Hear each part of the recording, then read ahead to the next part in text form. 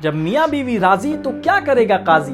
फिलहाल ये मुहावरा उत्तर प्रदेश में फिट नहीं बैठ रहा है, क्योंकि मियां बीवी के बीच अब डीएम साहब से लेकर कथित लव जिहाद या कहें जबरन धर्म परिवर्तन विरोधी कानून का धौंस दिखाया गया है। हाल ये है कि दो अलग धर्म के प्रेम करने वाले शादी करने वाले राजी हैं, यहाँ तक कि परिवार राजी है। शामियाना सज चुका है, मेहंदी लग गई है, बस बारात आने से पहले ही शादी रोक दी जा रही है।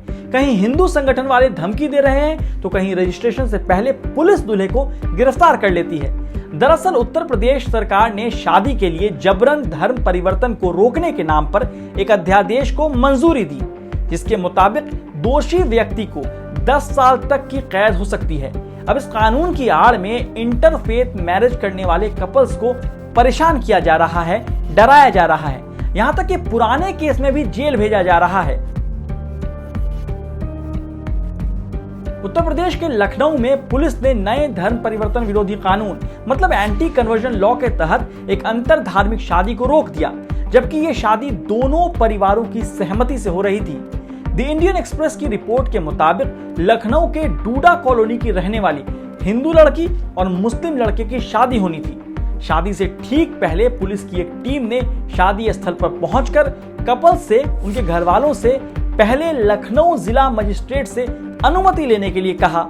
यही नहीं, पुलिस ने लड़का और लड़की के परिवार वालों को नए कानून की कॉपी दी और उन्हें बताया कि Uttar Pradesh prohibition of unlawful conversion of religion ordinance 2020 की धारा 3 और 8 के ब्रैकेट सेक्शन 2 के मुताबिक विवाह रोका गया है, जिसमें कहा गया है कि किसी को भी सीधे या किसी दूसरे तरीके से गलत बयानी, बहकाकर, जबरदस्ती, खरीद फरोख्त या किसी धोखेबाजी से या विवाह द्वारा किसी का धर्म परिवर्तन नहीं करना चाहिए। अब इस केस में सबसे अहम बात यह है कि ना तो लड़के ने धर्म बदला, ना लड़की ने, ना दोनों के परिवार ने कुछ किया। जबरन धर्म परिवर्तन तो दूर, रजामंदी से भी धर्म नहीं बदला गया। चलिए मान भी लेते हैं कि पुलिस सही है, कानून का पालन कर रही है, लेकिन जिस कानून के दम पर यह शादी रोकी गई है उसमें भी लिखा है कि परिवार, रिश्तेदार, माँ बाप के कहने पर शिकायत दर्ज की जा सकती है, लेकिन यहाँ तो राह चलते किसी नफरती संगठन ने शिकायत की थी। फिलहाल शादी 2 महीने तक के लिए टाल दी गई है और डीएम साहब की रजामंदी की मोहताज बनी हुई है। एक और मामला है मुरादाबाद का, जहां लव जिहाद का हवाला देकर एक पति पत्नी को कुछ लोगों ने डराया, धमकाया और इन सब के बीच पुलिस ने लड़की के पति और देवर को ही गिरफ्तार कर लिया। एनडीटीवी की रिपोर्ट के मुताबिक राइट विंग के एक संगठन ने कपल को तब पकड़ा जब दोनों अपनी शादी को रजिस्टर कराने मैरिज रजिस्ट्रेशन ऑफिस पहुंचे थे। लड़की ने इस घटना को लेकर मीडिया से बात करते हुए बताया कि हाथ में डंडा लिए एक शख्स ने उन्हें कहा कि पहले डीएम की परमिशन बताओ कि तुम धर्म परिवर्तन करने जा रही हो। वहां मौजूद एक और शख्स ने यह तक कहा कि ये कानून तुम जैसे लोगों के लिए ही बनाना पड़ा है। ये सब कुछ कहीं छिपे में नहीं बल्कि पुलिस की मौजूदगी में हो रहा था।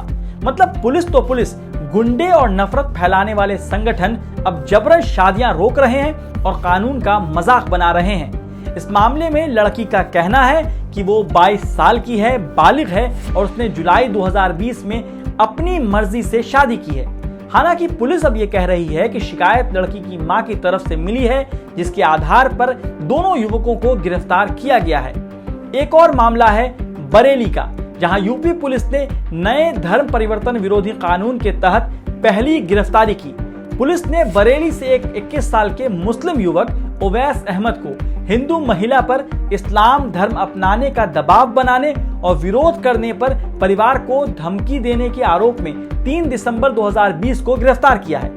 अहमद पर आरोप है कि वो अपने ही इलाके की एक महिला के साथ रिलेशनशिप में था और पिछले साल दोनों घर से चले गए थे, जिसके बाद उन्हें वापस घर लाया गया। लेकिन अब महिला ने अपने पिता द्वारा लड़के के खिलाफ लगाए किडनैपिंग के आरोपों से इनकार कर दिया है। इस मामले में यह भी पेश है कि परिवार ने इसी साल अप्रैल में महिला की शादी किसी और से कर दी थी। मतलब साफ है कि कानून जबरन धर्म परिवर्तन को रोकने के नाम पर आया था, लेकिन इसका असल मकसद अब 2 धर्म के लोगों की शादी पर पहरा लगाने का बनता जा रहा है। उत्तर प्रदेश सरकार ने इलाहाबाद हाई कोर्ट की एक रूलिंग का हवाला देकर लव जिहाद के खिलाफ कानून लाने की बात कही थी।